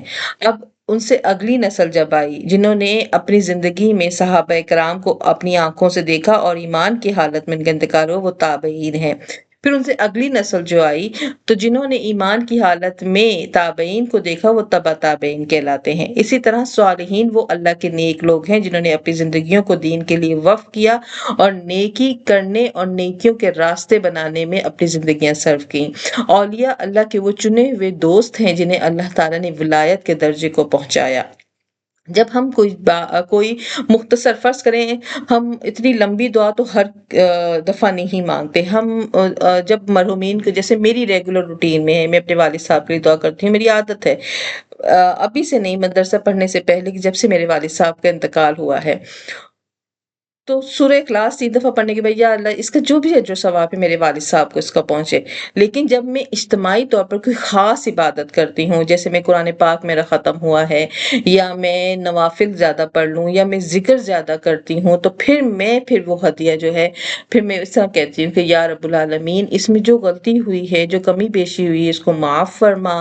یا رب العالمین ہمارے پیارے نبی حضرت محمد مصطفیٰ صلی اللہ علیہ وآلہ وسلم کو سلام پہنچتے ہوئے، نذرانے درود پہنچاتے ہوئے اس چیز کا اجر و ثواب ان کی اولاد، صحابہ کرام رضوان اللہ علیہ مجمعین، تابعین سے تبع تابعین، اور تبع تابعین سے تمام اولیاء کرام اور صالحین کو پہنچ کر خاص الخاص یا رب العالمین اسے میرے لیے بخشش کا باعث بنا. تو وہ ایک درجہ نیچے کہ یہ ہے اجتماعی جب ہم کوئی بڑی نیکی کرتے ہیں. لیکن جیسے چھوٹے موٹے جب کبھی پیرنٹس یاد آ گئے تو اکثر ان کے لیے ہم کہتے ہیں نا اللہ تعالیٰ ان کی مغفرت فرما. نہیں، آپ فوراً سورہ اخلاص پڑھ کے ان کو بخش دیا کریں. اخلاص جو ہے صرف مغفرت کا لفظ نہیں ہوتا، قرآن کی آیت جب تک آگے پیچھے نہیں ہوتی تو وہ اوپر نہیں جاتی دعا. جی اور کوئی سوال؟ ہاں جب ہم کرتے ہیں تو ہم توبہ کرتے ہیں یعنی کہ رجوع کرتے ہیں ہوں تو استغفار میں کیا فرق ہے؟ توبہ تو پہ کرتے ہیں استغفار بھی پہ کرتے ہیں تو ان دونوں میں کیا ڈفرنس یہ کہ عمل کے دو نام ہیں کہ یا ان میں نو ڈفرنس ہے؟ استغفار کہتے ہیں استغفر اللہ، توبہ کا طلب کرنا، مغفرت کا طلب کرنا، کہ اللہ کی معافی کا طلب کرتے رہنا. جیسے ہم کوئی ڈاکومنٹس جمع کروا دیں اور ڈاکومنٹ جمع کروانے کے بعد ہم اس کے بار بار ہم جو ہیں اس کو اپ لے کے آتے ہیں، چیک کرتے رہتے ہیں کہ ہمارا یہ ڈاکومنٹ اپروو ہوا ہے کہ نہیں ہوا. تو وہ استغفار جو ہے وہ ہماری توبہ کا جو ڈاکومنٹ جو ہم نے اوپر بھیجا ہوا ہے نا، وہ اس کو چیک کرنا ہے، وہ اس کو ہماری لسٹ میں اوپر لے کے آنا ہے، وہ ہماری فائل کو اوپر لے کے آتا ہے. جب ہم توبہ کرتے ہیں نا، اور توبہ کسی بھی گناہ سے ہوتی ہے، توبہ کی 3 شرطیں ہیں. جو گناہ ہم نے کیا ہے پہلے اس کو اللہ کے سامنے مانے کہ اللہ جی ہم سے یہ گناہ ہوا ہے. نمبر 2، اس پر خوب شرمندہ ہوتے ہیں کہ یا اللہ ہم سے کیوں ہو گیا، کیوں میں نے کر لیا. تیسرا، اللہ سے پکا پرومس کرتے ہیں کہ آئندہ نہیں کریں گے. توبہ کرنے کے بعد استغفار ہماری ریگولر روٹین میں ہوتا ہے، کیونکہ توبہ ہم گناہوں پر کرتے ہیں. جب ہمیں اندر ہمارا شعور یہ بات ہمیں سمجھاتے کہ ہم غلط کام کر چکے، تو فوراً کیا کرتے ہیں، ہم توبہ کرتے ہیں. لیکن صبح اور شام اذکار میں ہم استغفار کرتے ہیں کہ ہماری وہ جو توبہ تھی، ہمارے وہ جو غلط کاموں پر پشیمانی تھی، ہم اس فائل کو اللہ کی عدالت میں اوپر لے کے آتے. جب ہم استغفار کرتے ہیں وہ فائل ہماری اوپر آ جاتی ہے. جب ہم استغفار کرتے ہیں وہ فائل ہماری اوپر آ جاتی ہے، یہاں تک کہ وہ فائل اپروو ہو جاتی ہے اور ہماری توبہ قبول ہے. تو استغفار توبہ کی قبولیت کے لیے ایک بہت بڑی پش ہے، پشنگ پاور رکھتی ہے.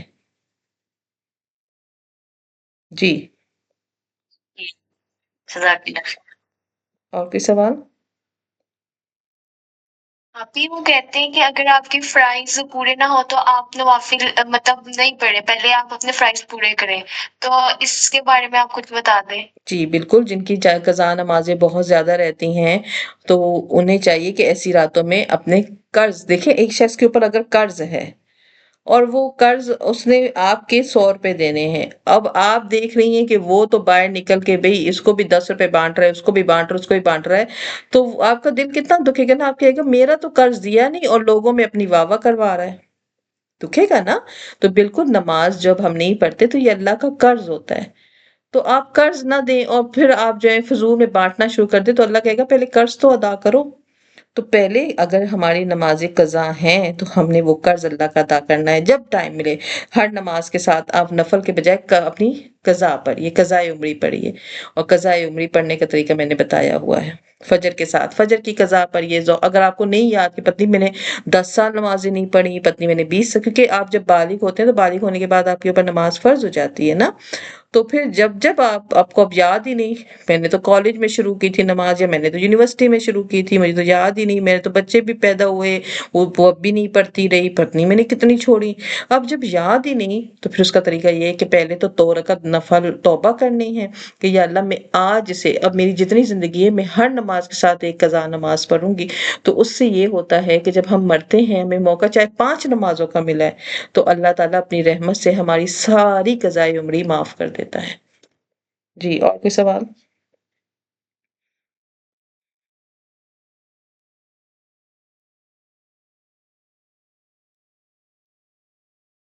جی اچھا، مجھے آج کی جو آپ لوگوں نے ہمارے ساتھ الحمدللہ 31 بچیاں ہیں، مجھے آج کی کلاس کے بارے میں بتائیے. آپ نے پورا لیکچر سنا جو تقریباً 1 گھنٹے کا تھا.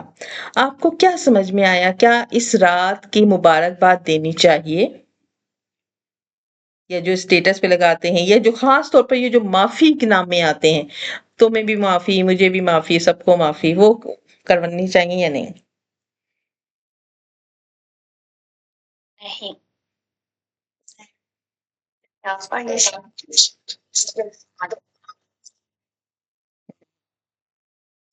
کیونکہ سے ایک چیز تو بہت واضح ہو گئی، میں بہت واضح ہو گئی کا قرآن میں کہیں بھی ذکر نہیں ہے کے بارے میں. صلی اللہ علیہ وسلم نے کچھ نہیں کہا، تو اس کے بعد ہے جو مسلمان ہم لوگوں کو یہ بات کہنی ہی نہیں چاہیے کو हमने खास तो करनी है, तो उसको काम करना है, क्योंकि हमारा ईमान ही हमारे कुरान पर है। जो कुछ कुरान है वो ही हमने सीखने, जो कुछ उसमें बता दिया, उसके बाद वसल्लम के हदीस से भी साबित नहीं हुआ। तो ये बात तो आज बहुत क्लियर हो गई।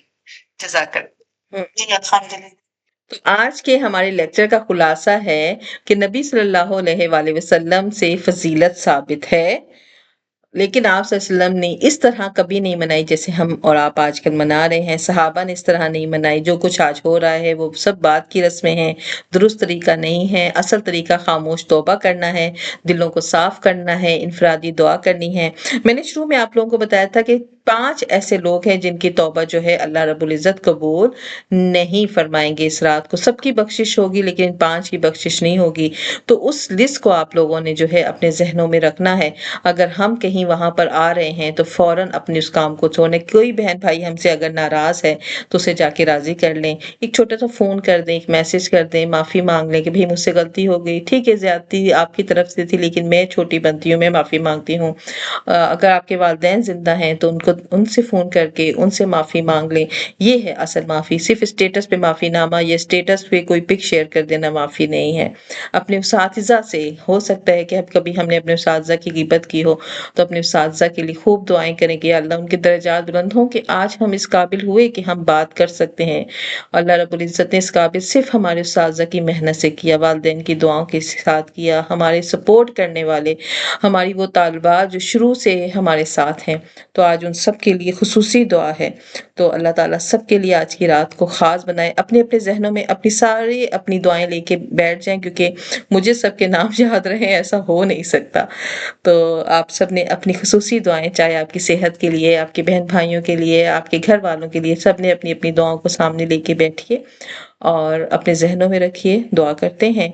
ख़ास तौर पर इस दुआ से पहले हम अल्लाह रब्बुल इज़्ज़त के हज़ूर 3 कुरान पाक पेश करते हैं और 2 कुरान पाक इज्तिमाई तौर पर ख़त्म हुए जिनमें माहम ने शिरकत की, अर्शी और एक बच्ची उनका नाम नहीं है अलबत्ता उनका नाम के आगे अल्लाह इज़ द बेस्ट क्रिएटर ये लिखा हुआ है। फरा हैं, सोबिया हैं, सलूनी, राफ़िया, मुस्तफ़ा माहम, इंज़ा, अम्मारा और शाज़ैन, फ़िरदौस, सोबिया, आमना अब्दुल्ला, अस्मा और बेला, आसिया, महक, शबाना, ज़ैनब, आयशा, शाज़िया शीरीं, ताज़ीम और अल्मास। इन तमाम ने अपने पारे पढ़े और 2 कुरान पाक हमारे मुकम्मल हुए। 1 कुरान पाक हमने ख़त्म किया। तो अल्लाह रब्बुल इज़्ज़त के सामने पेश करते हैं रब्बे करीम से कबूलियत का दर्जा अता फ़रमाए और आज की रात हमारी ये इज्तिमाई इबादत अल्लाह रब्बुल इज़्ज़त जो हमने सिर्फ़ इस रात को समझने के लिए की, इसमें कोई बिदअत नहीं है। या रब्बुल आलमीन हमने खालिस इस रात को समझने के लिए ये दर्स रखा और या रब्बुल आलमीन इसकी हाज़िरी को कबूल व मंज़ूर फ़रमा। और इसमें इस वक़्त जो हाज़िर हैं, जो बच्चियाँ हाज़िर हैं, या रब्बुल आलमीन सबकी हाज़िरी कबूल फ़रमा। या रब्बुल आलमीन हमारे इस पढ़ने-पढ़ाने को और इस तिलावत कुरान पाक को अपनी दरबार में या कबूलियत का दर्जा अता फ़रमा। या रब्बुल आलमीन इस वक़्त बहुत सारे सर तेरे आगे झुके होंगे, बहुत सारे वली हैं, बहुत ही तेरे पसंदीदा बंदे होंगे। या रब्बुल आलमीन हम भी तेरी महफ़िल में या रब्बुल आलमीन हाज़िर हुए हैं, खाली झोलियों के साथ हाज़िर हुए हैं, खाली दामन है, खाली हाथ हैं। या रब्बुल आलमीन बुरे नफ्स के साथ हैं। या अल्लाह हमें तौबा की तौफ़ीक अता फ़रमा और हमारी इस आने को, हमारी इस तिलावत को कबूल व मंज़ूर फ़रमा। या रब्बुल आलमीन हम सब की तरफ से सलाम पहुँचे हज़रत मोहम्मद मुस्तफ़ा सल्लल्लाहु अलैहि वसल्लम को, आपकी आल को। या रब्बुल आलमीन इमाम हसन हुसैन को, या रब्बुल आलमीन खुलफ़ाए राशिदीन को, या रब्बुल आलमीन सहाबाए किराम रिज़वानुल्लाह अलैहिम अजमाइन को, सहाबियात रिज़वानुल्लाह अलैहिम अजमाइन को, ताबईन रहमुल्लाह को, तबा ताबईन को और जितने औलिया किराम और जितने सालिहीन या रब्बुल आलमीन हम तक अब तक गुज़र चुके हैं, या रब्बुल आलमीन उन तमाम को ये अक़ीदा तोहफ़ा पहुँचे और इसका ख़ास इसाल व सवाब या रब्बुल आलमीन हमें हमारे घरों को पहुँचकर हमारे जितने भी मरहूमीन हैं या रब्बुल आलमीन उन तमाम का इसका इसाल व सवाब पहुँचे। या अल्लाह इस वक़्त जो बच्चियाँ हाज़िर हैं, हाज़िरीन महफ़िल में से हैं, या अल्लाह इनमें से जिसका जो प्यारा इस दुनिया से गुज़र चुका है, चाहे वो वालिद हैं, चाहे वो भाई है, चाहे वो बेटी है, चाहे वो बेटा है, चाहे वो शौहर है, چاہے وہ ماں ہے یا رب العالمین ان تمام کی روحوں کو سکون عطا فرما، خاص کر میرے والد محترم کی یا اللہ ان کی انہیں جنت الفردوس میں تبدیل فرما۔ یا رب العالمین ان سب کی قبروں میں جنت کی ہوا کے جھونکے چلیں، ان کی روحوں کو سکون عطا فرما۔ یا اللہ عذاب قبر کو ختم فرما۔ یا رب العالمین ان کی قبروں کو جنت کے باغوں میں تبدیل فرما۔ ہمارے جتنے بہن بھائی اس دنیا سے رخصت ہو گئے ہیں یا اللہ سب کی مغفرت فرما۔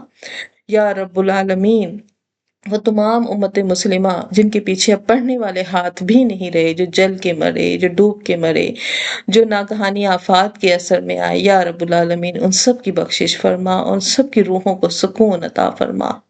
یا رب العالمین ہم میں سے اس وقت جو بیمار ہیں، ہاسپٹلز میں ہیں، گھروں میں ہیں، یہ مجبوریوں میں ہیں، یا اللہ سب کی مجبوریاں بیماریاں ختم فرما، اور اپنی طرف سے یا اللہ صحت والی زندگیاں، خیر اور برکت والی زندگیاں عطا فرما۔ ہم سب کے گھروں سے یا رب العالمین اس ذکر کی برکت سے، اس قرآن کی برکت سے بیماریوں کو ختم فرما۔ ہم سب کے گھروں میں برکتیں نازل فرما، صحت و تندرستیاں عطا فرما، گھر اور گھر والوں کی یا اللہ خیر کے فیصلے فرما۔ یا رب العالمین رزق کی بندشوں کو ختم فرما، حلال رزق کے دروازے کھول دے، حلال رزق میں برکتیں عطا فرما۔ یا رب العالمین ہماری اولادوں میں برکتیں دے، یا رب العالمین انہیں فرما بردار بنا، اسلام کا خیر خواہ بنا، اسلام کی سمجھ بوجھ عطا فرما۔ یا رب العالمین ہمارے ہم سفروں کو، ہمارے شوہروں کو یا رب العالمین حیات و زندگی صحت والی عطا فرما، ان کے رزق میں برکت عطا فرما۔ یا اللہ انہیں غیرت والا رزق دے، ہمیں گھروں کے اندر رہ کر سکون والی زندگیاں وہ فراہم کر رہے ہیں، یا اللہ انہیں اجر و ثواب عطا فرما۔ یا اللہ ہمارے گھروں کے دروازوں کو مضبوط فرما، یا رب العالمین ہر دشمن کے وار سے، حاسدین کے حسد سے، نظر سے، ناگہانی آفات اور مصیبت سے ہمیں نہیں معلوم کہ ہمارے لیے کیا مصیبت کس لمحے تیار کھڑی ہے، تو دیکھ رہا ہے۔ یا رب العالمین ہمیں اپنی حفاظت میں رکھ۔ یا رب العالمین اس رات کی برکتوں کو ہمیں حاصل کرنے کی توفیق عطا فرما۔ یا رب العالمین ہمارا نام اس لسٹ میں شامل فرما جن کے لیے آج مغفرت کا فیصلہ ہوا ہے۔ یا رب العالمین ہمارا نام اس لسٹ میں شامل فرما جن کے لیے آج مغفرت کا فیصلہ ہوا ہے۔ یا رب العالمین ہمارا نام اس لسٹ میں شامل فرما جن کے لیے آج مغفرت کا فیصلہ ہوا ہے۔ ربنا اغفر لنا، ربنا اغفر لنا، ربنا اغفر لنا۔ یا رب العالمین ہمارے لیے دنیا اور آخرت کو آسان فرما۔ یا رب العالمین ہمارے لیے آسانی فرما، مشکل نہ فرما۔ یا رب العالمین تھک رہے ہیں، یا رب العالمین ٹوٹ رہے ہیں، یا اللہ بہت ساری محاذ پر ایک ساتھ لڑ رہے ہیں، یا رب العالمین تو دیکھنے اور جاننے والا ہے۔ یا اللہ مدد و نصرت فرما۔ یا رب العالمین ہماری زندگیوں کو آسان بنا اور ہمیں دوسروں کے لیے آسانی تقسیم کرنے والا بنا۔ یا رب العالمین ہمیں جوڑنے والا بنا۔ یا اللہ ہمیں ہر طرح کے گناہ کبیرہ صغیرہ سے محفوظ رکھ۔ یا اللہ ہمارے تمام گناہ صغیرہ کو معاف فرما۔ یا رب العالمین ہمیں ان کی برکتوں کے ساتھ عمل کی برکت بھی عطا فرما۔ جو کچھ پڑھ رہے ہیں یا اللہ اس پر عمل کی توفیق عطا فرما، بدعتوں سے محفوظ فرما، ہمیں سچا خیر خواہ بنا دین اسلام کے لیے۔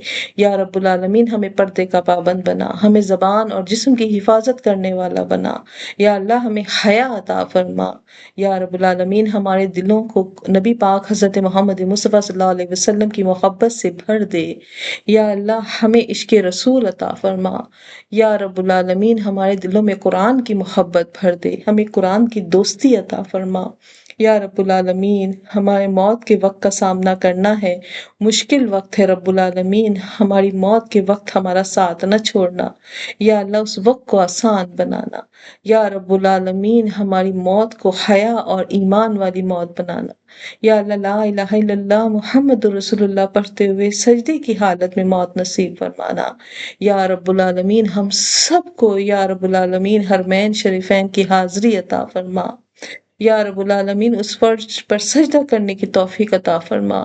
یا رب العالمین ہمیں سعی کرنے کی توفیق عطا فرما، ہمیں طواف کرنے کی توفیق عطا فرما، مقام ابراہیم کی زیارت عطا فرما۔ یا اللہ غار ہرا کی زیارت عطا فرما۔ تو دینے پہ آئے تو یا اللہ تو بادشاہوں کا بادشاہ ہے، یا اللہ تو عطا فرمانے والا ہے۔ یا اللہ عطا فرما۔ یا اللہ اپنے ہر گناہ سے سچے دل سے معافی مانگتے ہیں، ہماری گناہ رکاوٹ بنے ہوئے ہیں ہمارے اس سفر میں، یا اللہ اس رکاوٹ کو ختم فرما، یا اللہ ہماری قبر کو ہمارے لیے روشن اور کشادہ رکھنا، یا رب العالمین اس قبر کو ہمارے لیے روشن اور کشادہ رکھنا، یا اللہ قرآن کو ہمارا ساتھی اور ہمنوا بنانا، یا اللہ جس طرح آج کی رات ہم اس قرآن کے ساتھ جاگیں گے، یا اللہ ہماری قبر کی راتوں کو بھی اسی طرح اس قرآن کے ساتھ روشن رکھنا، یا اللہ حشرات اور کیڑے مکوڑوں سے گھن آتی ہے یا رب العالمین، ان سے ہماری قبروں کو محفوظ فرمانا، یا اللہ کتنا ٹھہرنا ہے صدیاں، یہ کتنی صدیاں تو بہتر جاننے والا ہے، یا اللہ ہمارے اس ٹھکانے کو یا اللہ محفوظ بنانا، روشن بنانا، آرام دہ بنانا، یا اللہ میدان حشر کی سختیوں سے محفوظ کرنا، یا رب العالمین پل صراط اور بالجی کی تیزی سے گزارنا، یا رب العالمین حوض کوثر کا پانی نصیب فرمانا، یا اللہ حضور صلی اللہ علیہ وآلہ وسلم کے ہاتھوں سے پینا نصیب فرمانا، یا رب العالمین پاک بیبیوں کے سامنے سرخرو فرمانا، عرش کا سایہ نصیب کرنا، یا رب العالمین جہنم اور اس کی چیخوں سے محفوظ رکھنا، یا اللہ جب عدالت میں کھڑے ہوں گے پشیمان ہوں گے یا رب العالمین پردہ رکھ لینا، یا رب العالمین معاف کر دینا، یا اللہ جنت کے حقدار نہیں ہے لیکن تیری رحمت سے امید ہے کہ تو معاف کر دے گا، یا اللہ معاف کر دے، یا رب العالمین ہم سب کو معاف فرما دے، یا رب العالمین ہم سب کو معاف فرما دے اور ہماری تمام دعاؤں کو قبول کر لے۔ اس وقت جس نے دعا کے لیے کہا ہے یا اللہ فردن فردن سب کا نام لینا مشکل ہے، یا اللہ اس وقت جتنی بچیاں حاضر ہیں سب کے دلوں میں جو جو دعائیں ہیں یا اللہ قبول اور منظور فرما، تو اپنے بندے کی شہادت سے بھی قریب ہے، یا اللہ جو اولاد کے لیے مانگ رہی ہیں انہیں اولادیں دے، جو فرما بردار اولاد کے لیے مانگ رہی ہے یا اللہ ان کو فرما بردار اولاد عطا فرما مجھ سمیت، یا رب العالمین جو اپنی بیماریوں کی شفا مانگ رہی ہیں یا اللہ انہیں صحت تندرستیاں عطا فرما، اتفاق اور محبت دے، غصہ ختم فرما، یا رب العالمین جوڑوں میں آپس میں مفاہمت عطا فرما، ہمارے گھروں میں برکتیں عطا فرما، خوشیاں نازل فرما، مایوسیوں کو ختم فرما، غصے کو ختم فرما، رب العالمین ہمارے ملک پاکستان کی حفاظت فرما، مسلم امہ کی غیرت عطا فرما، یا رب العالمین ہم سب پر اپنا خصوصی کرم فرما اور ہماری تمام دعاؤں کو اپنی جناب میں قبول فرما، اور ہم سب کی طرف سے سلام پہنچے حضرت محمد مصطفیٰ صلی اللہ علیہ وآلہ وسلم کو اور آپ کی آل کو، یا رب العالمین اپنے حبیب کے صدقے ہماری جھولیاں بھر دے، ہم خالی جھولیاں لے کر آئے ہیں، یا اللہ بھری ہوئی جھولیاں لے کے اٹھیں، یا اللہ تیرے در کی منگتیاں بن کے بیٹھی ہیں، یا رب العالمین اپنے در سے خالی ہاتھ نہ بھیجنا، ہم سب کی دعاؤں کو قبول و منظور فرما، آمین ثم آمین، آمین ثم آمین، آمین ثم آمین، وآخر دعوانا الحمد للہ رب العالمین، سبحان ربک رب العزت عما یصفون وسلام علی المرسلین والحمد للہ رب العالمین۔ السلام علیکم ورحمۃ اللہ وبرکاتہ۔